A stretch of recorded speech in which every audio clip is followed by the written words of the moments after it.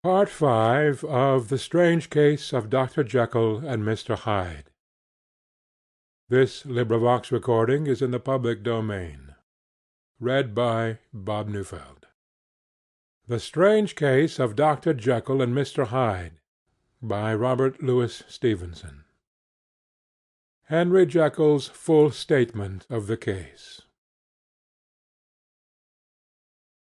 I was born to a large fortune, endowed besides with excellent parts, inclined by nature to industry, fond of the respect of the wise and good among my fellow men, and thus, as might have been supposed, with every guarantee of an honourable and distinguished future.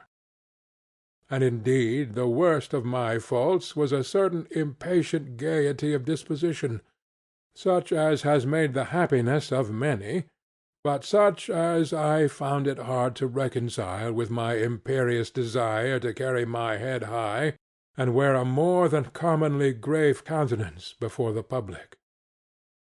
Hence it came about that I concealed my pleasures, and that when I reached years of reflection, and began to look round me and take stock of my progress and position in the world, I stood already committed to a profound duplicity of me. Many a man would have even blazoned such irregularities as I was guilty of, but from the high views that I had set before me, I regarded and hid them with an almost morbid sense of shame. It was thus rather the exacting nature of my aspirations, than any particular degradation in my faults, that made me what I was, and with an even deeper trench than in the majority of men, severed in me those provinces of good and ill which divide and compound man's dual nature. In this case I was driven to reflect deeply and inveterately on that hard law of life which lies at the root of religion, and is one of the most plentiful springs of distress. Though so profound a double-dealer, I was in no sense a hypocrite. Both sides of me were in dead earnest. I was no more myself when I laid aside restraint and plunged in shame, than when I labored in the eye of the day at the furtherance of knowledge or the relief of sorrow and suffering. And it chanced that the direction of my scientific studies, which led wholly towards the mystic and the transcendental, reacted and shed a strong light on this consciousness of the perennial war among my members. With every day, and from both sides of my intelligence, the moral and the intellectual, I thus drew steadily nearer to that truth by whose partial discovery I have been doomed to such a dreadful shipwreck, that man is not truly one, but truly two. I say two, because the state of my own knowledge does not pass beyond that point. Others will follow, others will outstrip me on the same lines, and I hazard the guess that man will be ultimately known for a mere polity of multifarious, incongruous, and independent denizens. I, for my part, from the nature of my life, advanced infallibly in one direction, and in one direction only. It was on the moral side, and in my own person, that I learned to recognize the thorough and primitive duality of man. I saw that, of the two natures that contended in the field of my consciousness, even if I could rightly be said to be either, it was only because I was radically both, and from an early date, even before the course of my scientific discoveries had begun to suggest the most naked possibility of such a miracle, I had learned to dwell with pleasure, as a beloved day‐dream, on the thought of the separation of these elements. If each, I told myself, could be housed in separate identities, life would be relieved of all that was unbearable, the unjust might go his way, delivered from the aspirations and remorse of his more upright twin, and the just could walk steadfastly and securely on his upward path, doing the good things in which he found his pleasure, and no longer exposed to disgrace and penitence by the hands of this extraneous evil. It was the course of mankind that these incongruous faggots were thus bound together, that in the agonized womb of consciousness these polar twins should be continuously struggling. How, then, were they disassociated?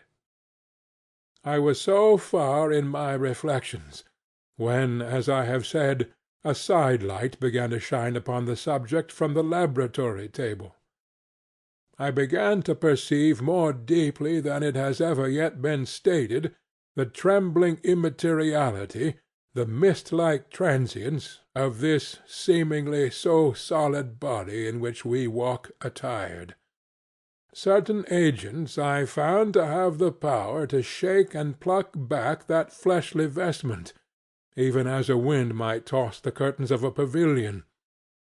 For two good reasons I will not enter deeply into this scientific branch of my confession. First, because I have been made to learn that the doom and burthen of our life is bound forever on man's shoulders, and when the attempt is made to cast it off, it but returns upon us with more unfamiliar and more awful pressure. Second, because, as my narrative will make, alas, too evident, my discoveries were incomplete. Enough, then, that I not only recognized my natural body from the mere aura and effulgence of certain of the powers that made up my spirit, but managed to compound a drug by which these powers should be dethroned from their supremacy, and a second form and countenance substituted, none the less natural to me because they were the expression and bore the stamp of lower elements in my soul. I hesitated long before I put this theory to the test of practice. I knew well that I risked death, for any drug that so potently controlled and shook the very fortress of identity might by the least scruple of an overdose, or at the least inopportunity in the moment of exhibition, utterly blot out that immaterial tabernacle which I looked to it to change. But the temptation of a discovery so singular and profound at last overcame the suggestions of alarm. I had long since prepared my tincture. I purchased at once, from a firm of wholesale chemists, a large quantity of a particular salt, which I knew from my experiments to be the last ingredient required; and late one accursed night I compounded the elements, watched them boil and smoke together in the glass, and when the ebullition had subsided, with a strong glow of courage, drank off the potion. The most racking pangs succeeded. A grinding in the bones, deadly nausea, and a horror of the spirit that cannot be exceeded at the hour of birth or death. Then these agonies began swiftly to subside, and I came to myself as if out of a great sickness. There was something strange in my sensations, something indescribably new, and from its very novelty incredibly sweet. I felt younger, lighter, happier in body. Within I was conscious of a heady restlessness, a current of disordered sensual images running like a mill-race in my fancy, a solution of the bonds of obligation, an unknown but not an innocent freedom of the soul. I knew myself, at the first breath of this new life, to be more wicked, tenfold more wicked, sold a slave to my original evil, and the thought in that moment braced and delighted me like wine. I stretched out my hands, exulting in the freshness of these sensations, and in the act I was suddenly aware that I had lost in stature. There was no mirror at that date in my room. That which stands beside me as I write was brought there later on, and for the very purpose of these transformations. The night, however, was far gone into the morning. The morning, black as it was nearly ripe for the conception of the day. The inmates of my house were locked in the most rigorous hours of slumber, and I determined, flushed as I was with hope and triumph, to venture in my new shape as far as to my bedroom. I crossed the yard, wherein the constellations looked down upon me, I could have thought, with wonder, the first creature of that sort that their unsleeping vigilance had yet disclosed to them. I stole through the corridors, a stranger in my own house, and coming to my room, I saw for the first time the appearance of Edward Hyde. I must here speak by theory alone, saying not that which I know, but that which I suppose to be most probable. The evil side of my nature, to which I had now transferred the stamping efficacy, was less robust and less developed than the good which I had just deposed. Again, in the course of my life, which had been, after all, 9/10 a life of effort, virtue, and control, it had been much less exercised and much less exhausted, and hence, as I think, it came about that Edward Hyde was so much smaller, slighter, and younger than Henry Jekyll. Even as good shone upon the countenance of the one, evil was written broadly and plainly on the face of the other. Evil besides, which I must still believe to be the lethal side of man, had left on that body an imprint of deformity and decay. And yet, when I looked upon that ugly idol in the glass, I was conscious of no repugnance, rather of a leap of welcome. This, too, was myself. It seemed natural and human. In my eyes it bore a livelier image of the spirit. It seemed more express and single than the imperfect and divided countenance I had been hitherto accustomed to call mine. And in so far as I was doubtless right, I have observed that when I wore the semblance of Edward Hyde, none could come near to me at first without a visible misgiving of the flesh.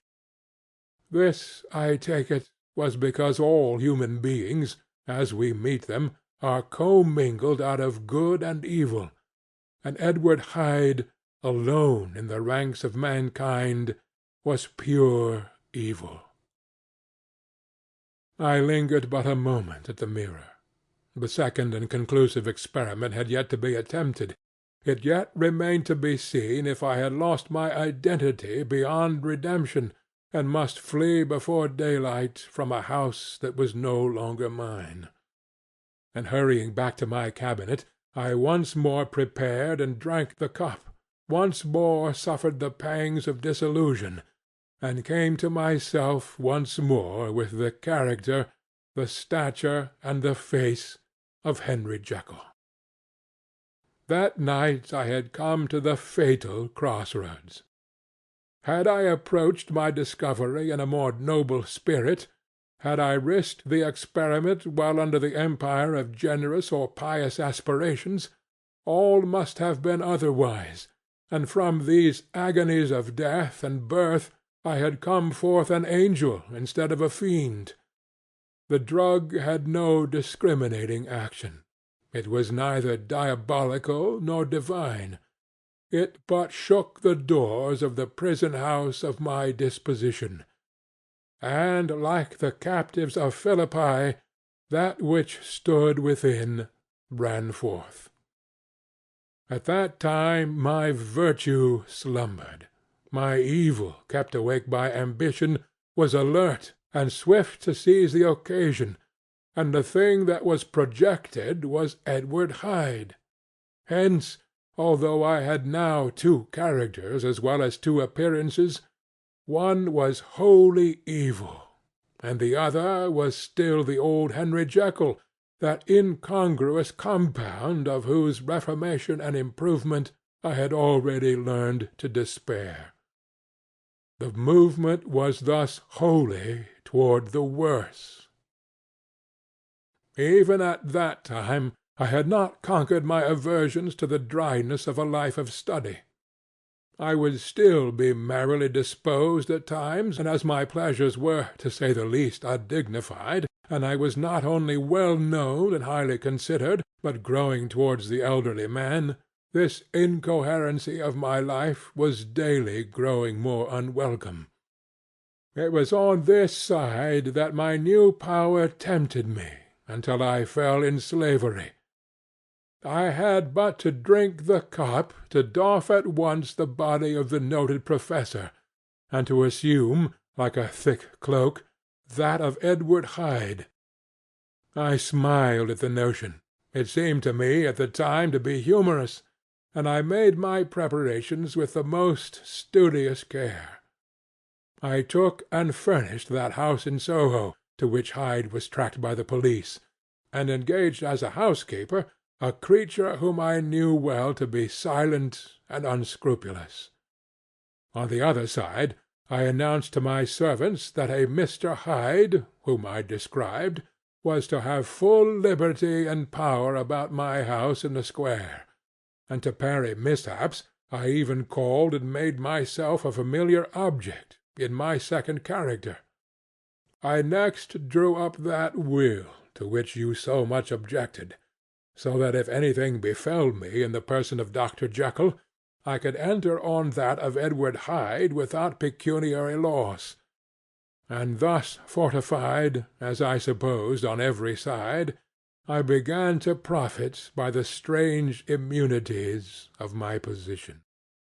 Men have before hired bravos to transact their crimes, while their own person and reputation sat under shelter. I was the first that ever did so for his pleasures. I was the first that could plod in the public eye with a load of genial respectability, and in a moment, like a schoolboy, strip off these lendings and spring headlong into the sea of liberty. But for me, in my impenetrable mantle, the safety was complete. Think of it! I did not even exist. Let me but escape into my laboratory door, give me but a second or two to mix and swallow the draught that I had always standing ready, and whatever he had done, Edward Hyde would pass away like the stain of breath upon a mirror, and there in his stead, quietly at home, trimming the midnight lamp in his study, a man who could afford to laugh at suspicion would be Henry Jekyll. The pleasures which I made haste to seek in my disguise were, as I have said, undignified. I would scarce use a harder term, but in the hands of Edward Hyde they soon began to turn toward the monstrous. When I would come back from these excursions, I was often plunged into a kind of wonder at my vicarious depravity. This familiar that I called out of my own soul, and sent forth alone to do his good pleasure, was a being inherently malign and villainous. His every act and thought centred on self, drinking pleasure with bestial avidity from any degree of torture to another, relentless like a man of stone. Henry Jekyll stood at times aghast before the acts of Edward Hyde, but the situation was apart from ordinary laws, and insidiously relaxed the grasp of conscience. It was Hyde, after all, and Hyde alone, that was guilty. Jekyll was no worse. He woke again to his good qualities, seemingly unimpaired, and he would even make haste, where it was possible, to undo the evil done by Hyde. And thus his conscience slumbered.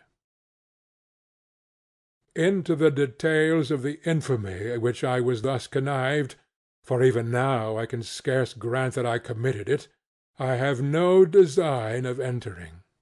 I mean to point out the warnings and the successive steps with which my chastisement approached.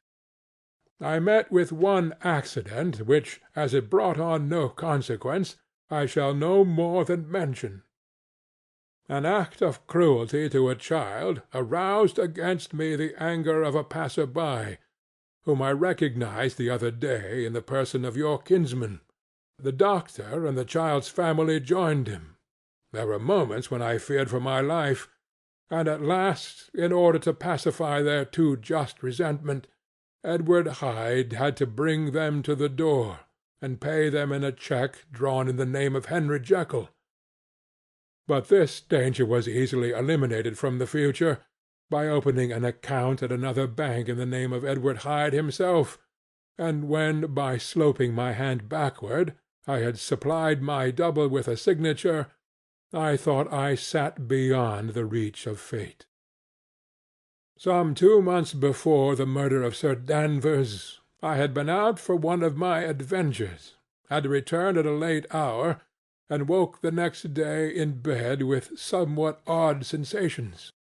It was in vain I looked about me.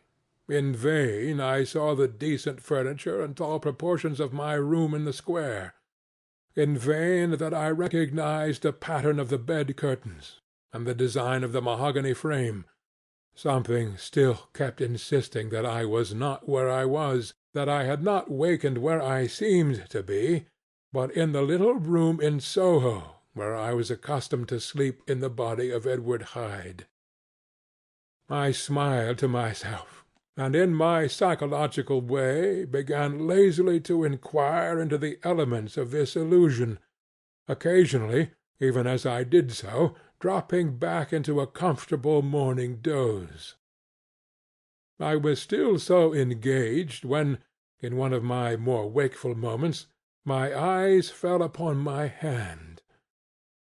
Now, the hand of Henry Jekyll, as you have often remarked, was professional in shape and size.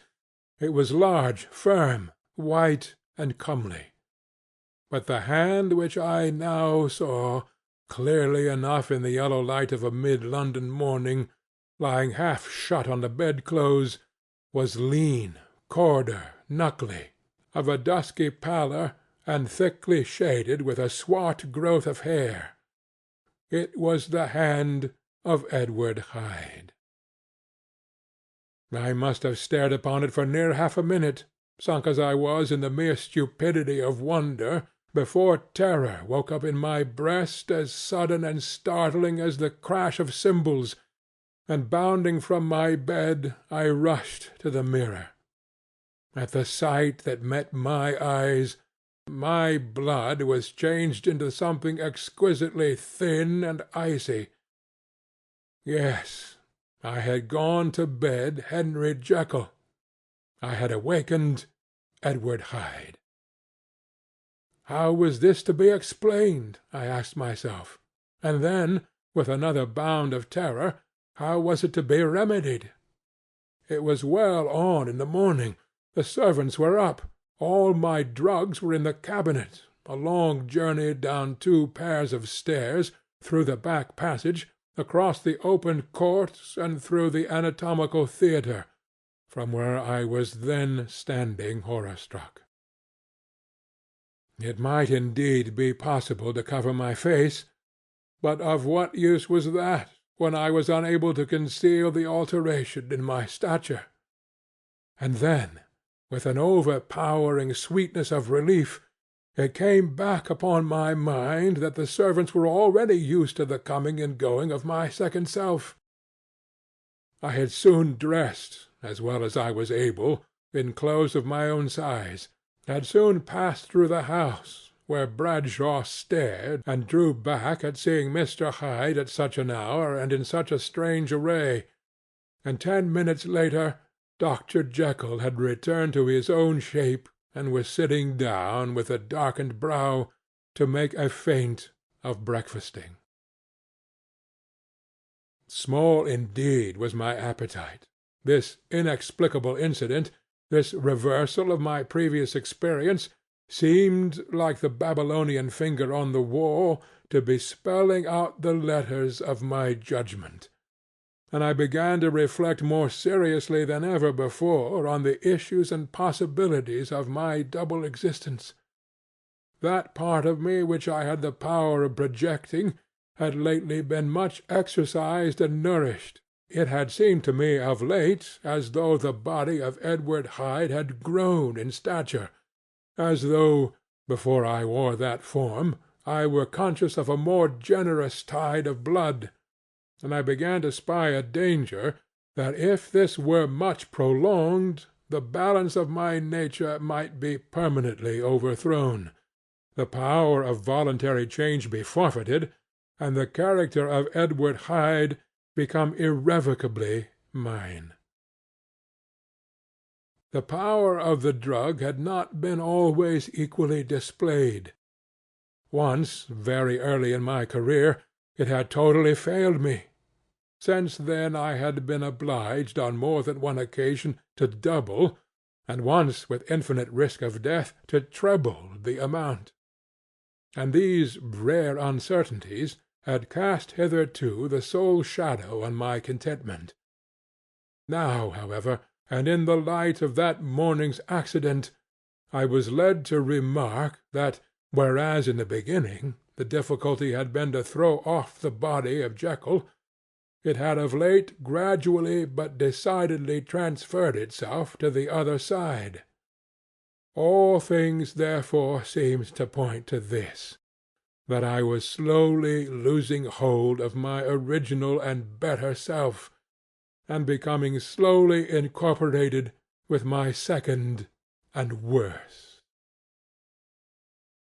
Between these two I now felt I had to choose.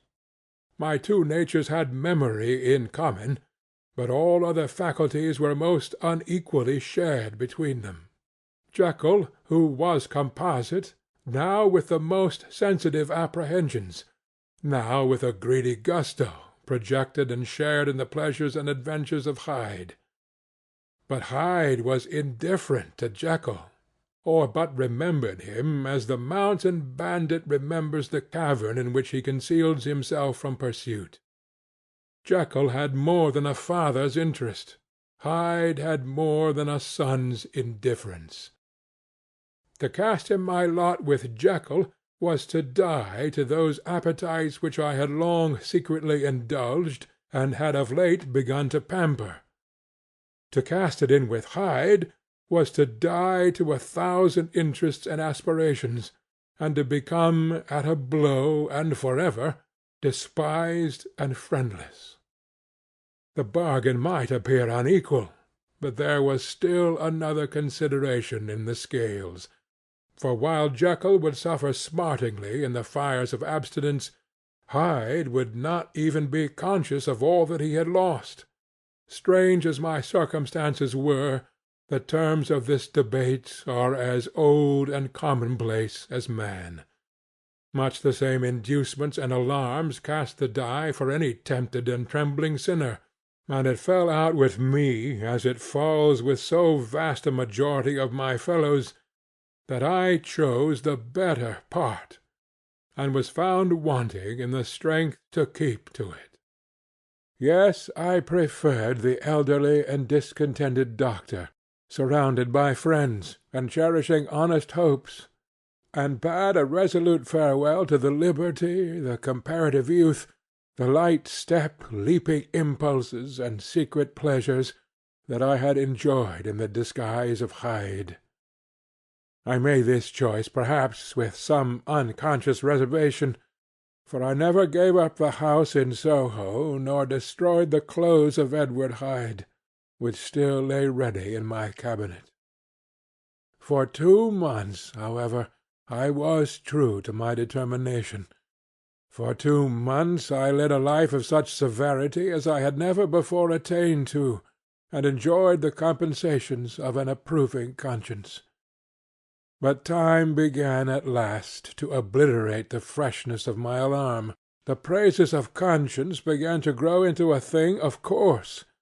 I began to be tortured with throes and longings, as of Hyde struggling after freedom, and at last, in an hour of moral weakness, I once again compounded and swallowed the transforming draught. I do not suppose that, when a drunkard reasons with himself upon his vice, he is once out of 500 times affected by the dangers that he runs through his brutish physical insensibility. Neither had I, long as I had considered my position, made enough allowance for the complete moral insensibility and insensate readiness to evil which were the leading characters of Edward Hyde. Yet it was by these that I was punished. My devil had long been caged.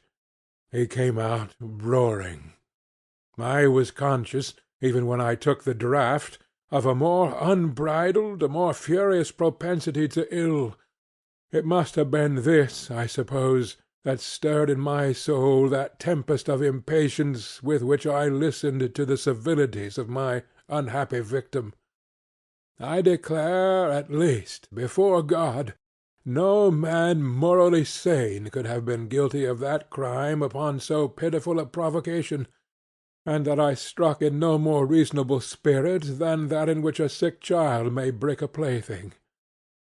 But I had voluntarily stripped myself of all those balancing instincts by which even the worst of us continues to walk with some degree of steadiness among temptations, and in my case to be tempted, however slightly, was to fall.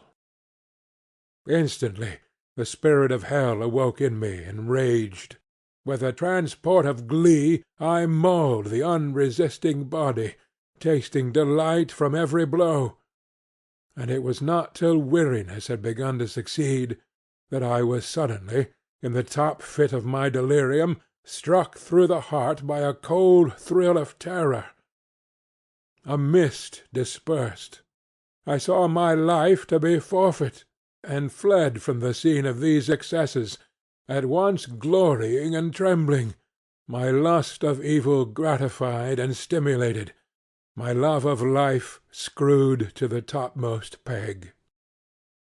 I ran to the house in Soho, and, to make assurance doubly sure, destroyed my papers. Thence I set out through the lamplit streets, in the same divided ecstasy of mind, gloating on my crime, light‐headedly devising others in the future, and yet still hastening and still hearkening in my wake for the steps of the avenger. Hyde had a song upon his lips as he compounded the draught, and as he drank it pledged the dead man. The pangs of transformation had not done tearing him before Henry Jekyll, with streaming tears of gratitude and remorse, had fallen upon his knees and lifted his clasped hands to God. The veil of self-indulgence was rent from head to foot. I saw my life as a whole. I followed it up from the days of my childhood, when I had walked with my father's hand, and through the self-denying toils of my professional life, to arrive again and again with the same sense of unreality at the damned horrors of the evening. I could have screamed aloud. I sought with tears and prayers to smother down the crowd of hideous images and sounds with which my memory swarmed against me, and still, between the petitions, the ugly face of my iniquity stared into my soul. As the acuteness of this remorse began to die away, it was succeeded by a sense of joy. The problem of my conduct was solved. Hyde was thenceforth impossible. Whether I would or not, I was now confined to the better part of my existence, and oh, how I rejoiced to think of it!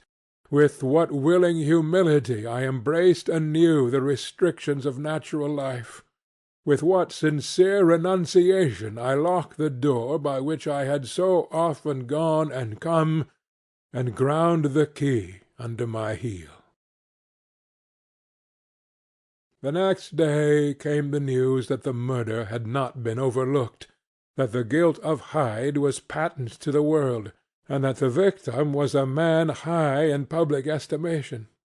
It was not only a crime, it had been a tragic folly. I think I was glad to know it. I think I was glad to have my better impulses thus buttressed and guarded by the terrors of the scaffold. Jekyll was now my city of refuge. Let but Hyde peep out an instant, and the hands of all men would be raised to take and slay him. I resolved in my future conduct to redeem the past, and I can say with honesty that my resolve was fruitful of some good. You know yourself how earnestly, in the last days of the last year, I labored to relieve suffering.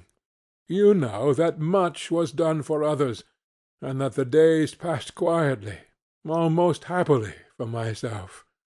Nor can I truly say that I wearied of this beneficent and innocent life. I think instead that I daily enjoyed it more completely.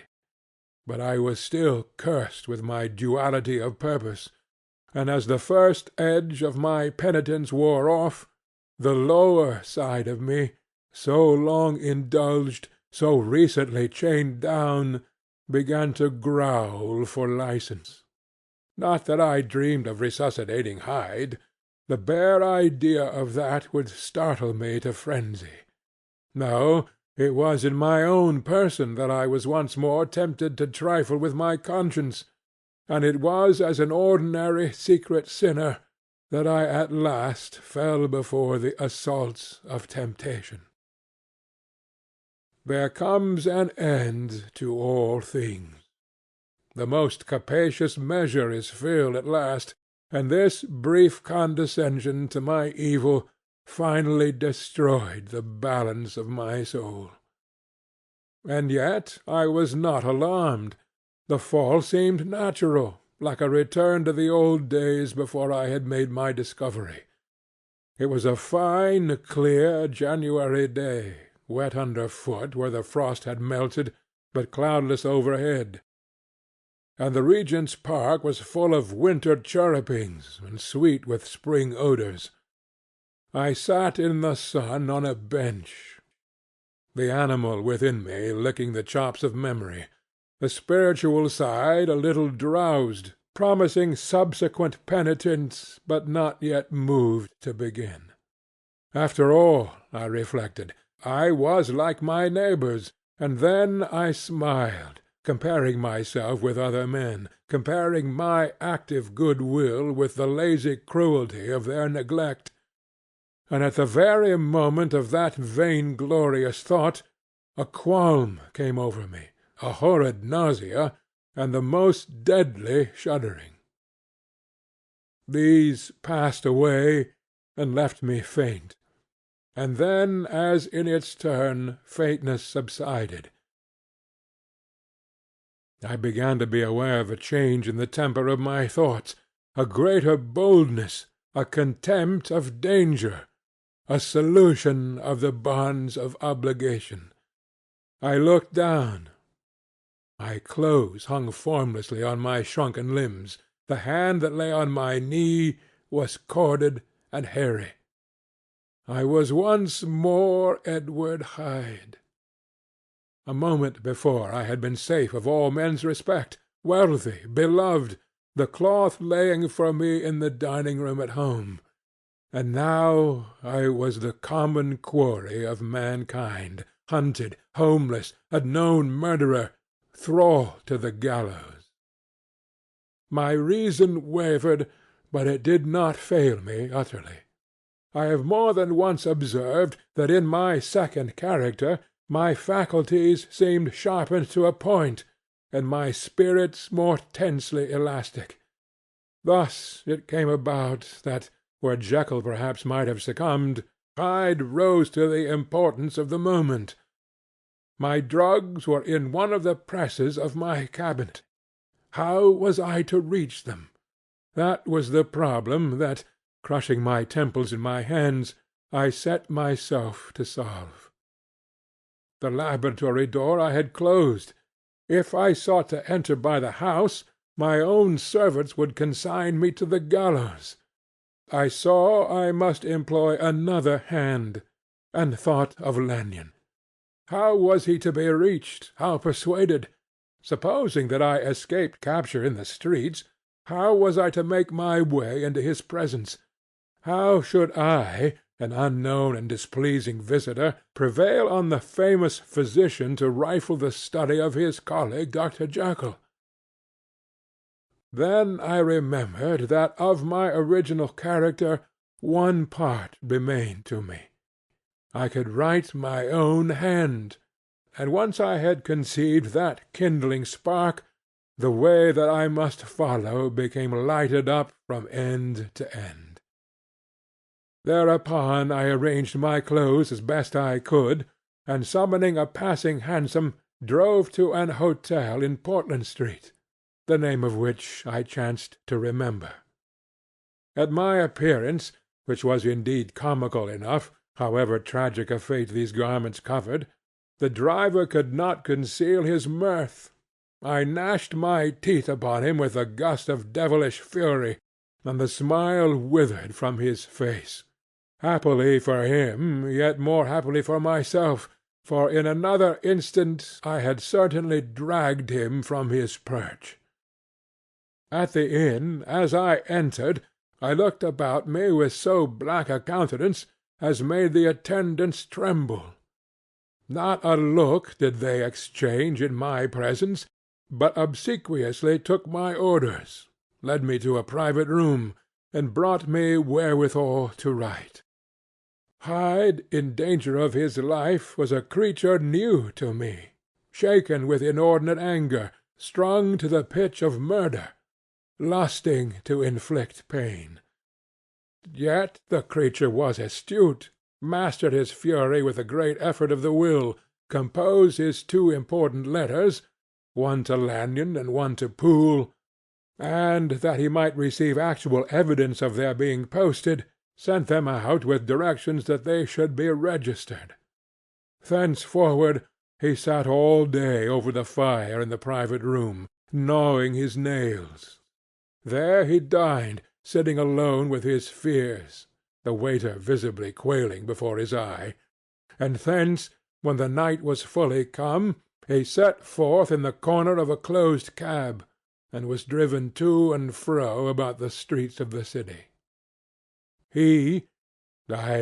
I cannot say I, that child of hell had nothing human, nothing lived in him but fear and hatred, and when at last, thinking the driver had begun to grow suspicious, he discharged the cab and ventured on foot, attired in his misfitting clothes, an object marked out for observation, into the midst of the nocturnal passengers, these two base passions raged within him like a tempest. He walked fast, hunted by his fears, chattering to himself, skulking through the less frequented thoroughfares, counting the minutes that still divided him from midnight. Once a woman spoke to him, offering, I think, a box of lights. He smote her in the face, and she fled. When I came to myself at Lanyon's, the horror of my old friend perhaps affected me somewhat. I do not know. It was at least but a drop in the sea to the abhorrence with which I looked back upon these hours. A change had come over me. It was no longer the fear of the gallows, it was the horror of being Hyde that racked me. I received Lanyon's condemnation partly in a dream. It was partly in a dream that I came home to my own house and got into bed. I slept after the prostration of the day with a stringent and profound slumber, which not even the nightmares that wrung me could avail to break. I woke in the morning shaken, weakened, but refreshed. I still hated and feared the thought of the brute that slept within me, and I had not, of course, forgotten the appalling dangers of the day before, but I was once more at home, in my own house and close to my drugs, and gratitude for my escape shone so strong in my soul that it almost rivalled the brightness of hope. I was stepping leisurely across the court after breakfast, drinking the chill of the air with pleasure, when I was seized again with those indescribable sensations that heralded the change, and I had but the time to gain the shelter of my cabinet before I was once again raging and freezing with the passions of Hyde. It took on this occasion a double dose to recall me to myself, and, alas, 6 hours after, as I sat looking sadly in the fire, the pangs returned, and the drug had to be re-administered. In short, from that day forth, it seemed only by a great effort as of gymnastics, and only under the immediate stimulation of the drug, that I was able to wear the countenance of Jekyll. At all hours of the day and night I would be taken with a premonitory shudder. Above all, if I slept, or even dozed for a moment in my chair, it was always as Hyde that I awakened. Under the strain of this continually impending doom, and by the sleeplessness to which I now condemned myself, aye, even beyond what I had thought possible to man, I became in my own person a creature eaten up and emptied by fever, languidly weak both in body and mind, and solely occupied by one thought, of my other self. But when I slept, or when the virtue of the medicine wore off, I would leap almost without transition, for the pangs of transformation grew daily less marked, into the possession of a fancy brimming with images of terror, a soul boiling with causeless hatreds, and a body that seemed not strong enough to contain the raging energies of life. The powers of Hyde seemed to have grown with the sickliness of Jekyll, and certainly the hate that now divided them was equal on each side. With Jekyll it was a thing of vital instinct. He now had seen the full deformity of that creature that shared with him some of the phenomena of consciousness, and was co-heir with him to death. And beyond these links of community, which in themselves made the most poignant part of his distress, he thought of Hyde, for all his energy of life, as of something not only hellish, but inorganic. This was the shocking thing, that the slime of the pit seemed to utter cries and voices, that the amorphous dust gesticulated and sinned, that what was dead and had no shape should usurp the offices of life.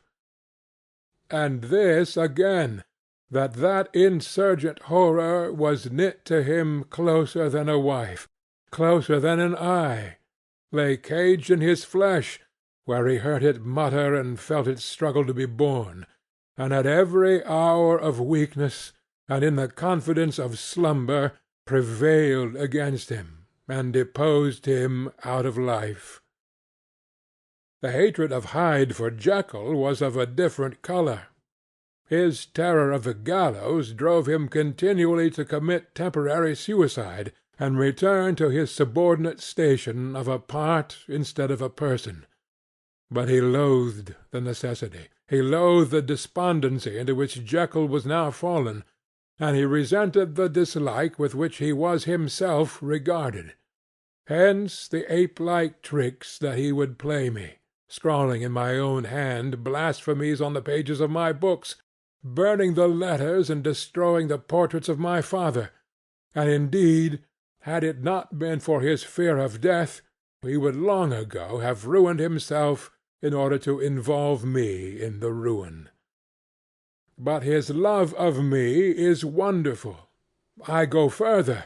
I, who sicken and freeze at the mere thought of him, when I recall the abjection and passion of this attachment, and when I know how he fears my power to cut him off by suicide, I find it in my heart to pity him. It is useless, and the time awfully fails me, to prolong this description. No one has ever suffered such torments. Let that suffice. And yet even to these habit brought no, not alleviation, but a certain callousness of soul, a certain acquiescence of despair, and my punishment might have gone on for years but for the last calamity which has now fallen, and which has finally severed me from my own face and nature. My provision of the salt, which had never been renewed since the date of the first experiment, began to run low. I sent out for a fresh supply, and mixed the draught. The ebullition followed, and the first change of colour, not the second. I drank it, and it was without efficiency. You will learn from Poole how I have had London ransacked. It was in vain, and I am now persuaded that my first supply was impure, and that it was that unknown impurity which lent efficacy to the draught. About a week has passed, and I am now finishing this statement under the influence of the last of the old powders. This, then, is the last time, short of a miracle, that Henry Jekyll can think his own thoughts or see his own face, now how sadly altered, in the glass. Nor must I delay too long to bring my writing to an end, for if my narrative has hitherto escaped destruction, it has been by a combination of great prudence and great good luck. Should the throes of change take me in the act of writing it, Hyde will tear it in pieces. But if some time shall have elapsed after I have laid it by, his wonderful selfishness and circumscription to the moment will probably save it once again from the action of his ape-like spite. And indeed the doom that is closing on us both has already changed and crushed him. Half an hour from now, when I shall again and forever re-indue that hated personality, I know how I shall sit shuddering and weeping in my chair, or continue, with the most strained and fear-struck ecstasy of listening, to pace up and down this room, my last earthly refuge, and give ear to every sound of menace. Will Hyde die upon the scaffold, or will he find courage to release himself at the last moment? God knows. I am careless. This is my true hour of death, concerns another than myself. Here, then, as I lay down the pen and proceed to seal up my confession, I bring the life of that unhappy Henry Jekyll to an end. End of the strange case of Dr. Jekyll and Mr. Hyde.